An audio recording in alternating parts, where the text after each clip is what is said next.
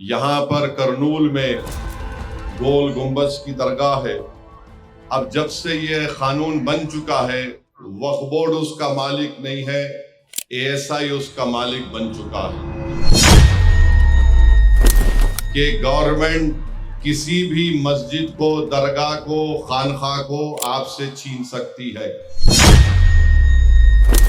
RSS यही चाहती है कि इस मुल्क में उनके पास एक लिस्ट है उन मस्जिदों की, दरगाहों की, खानकाहों की, वो उसको हासिल करना चाहते हैं कि आप बेखौफ होकर टीडीपी को छोड़ दीजिए और पैगाम दीजिए कि आप कभी भी संविधान पर, कॉन्स्टिट्यूशन पर, शरीयत पर, मस्जिद पर कोई कॉम्प्रोमाइज नहीं करेंगे।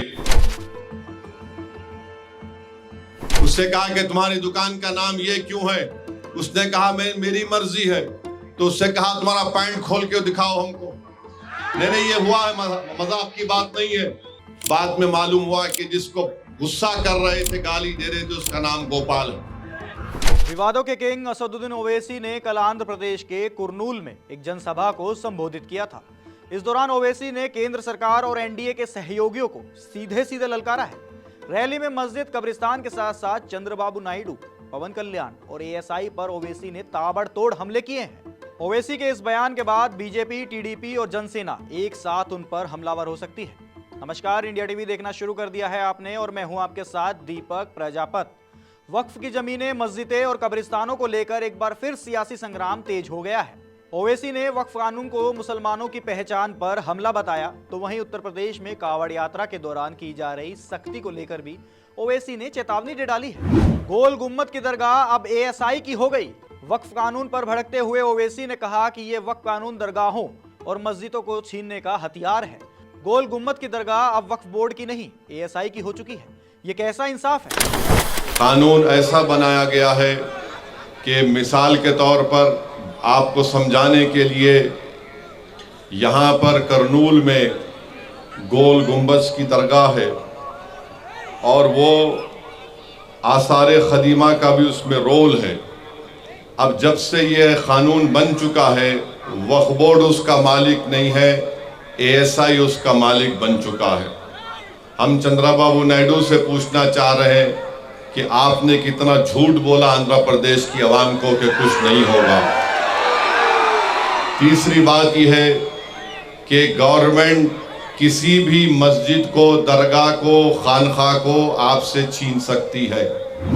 भाईजान का ऐलान, मस्जिद पर समझौता नहीं करेंगे। ओवैसी ने अपने वोट बैंक को साधते हुए कहा कि हो सकता है हम अलग अलग पार्टी में हो, मगर बात जब शरीयत की, मस्जिद की आ जाती है तो मैं आपसे अपील करना चाहता हूं कि आप बेखौफ होकर टीडीपी को छोड़ दीजिए। हमारे जो भाई तेलुगु देशम पार्टी में बैठे हुए हैं, अगर नायडू आपकी बात को नहीं सुनता, आप निकल जाओ पार्टी छोड़ के, छोड़ दो पार्टी को। आप कुछ नहीं कर सकते। देखो, ये कानून मस्जिद को छीनने के लिए बनाया गया, ये कानून दरगाहों को छीनने के लिए बनाया गया, ये कानून खानकाहों को, कब्रिस्तानों को छीनने के लिए बनाया गया है।